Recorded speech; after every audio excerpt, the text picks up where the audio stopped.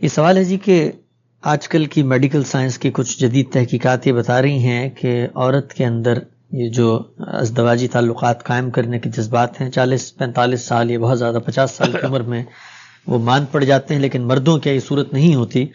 تو پھر کیا اس لحاظ سے یہ کہا جا سکتا ہے کہ مرد اپنی فطرت کے لحاظ سے تعدد ازواج کا مستحق ہے؟ یہ بات یہ ہے کہ آپ کس چیز کے مستحق ہیں اور کس کے نہیں ہیں اس کا تجزیہ تو بعد میں کریں گے. اصل چیز یہ ہے کہ آپ اس دنیا میں کیا اپنی ہر چیز کو پورا کرنے کے لیے بھیجا گئے ہیں.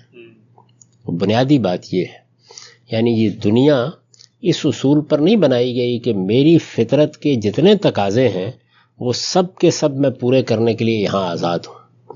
اس کے لیے اللہ نے جنت بنائی ہے، تو وہاں یہ سارے تقاضے پورے کر لیجئے گا. وہاں یہی اصول ہے نا کہ لکم فیہا ما تشتہی انفسکم. اس دنیا میں یہ جو ہم ایک ہی بیوی پہ اکتفا کرتے ہیں تو اپنے لیے کرتے ہیں تاکہ گھر بنے، اولاد ہماری رہے، اعتماد کی فضا رہے، بڑھاپے میں ایک دوسرے کے کام آ سکیں. تو ان سب چیزوں کے لیے کچھ ایثار کرنا پڑتا ہے. تو یہ ایثار مردوں کو بھی کرنا ہوتا ہے، عورتوں کو بھی کرنا ہوتا ہے.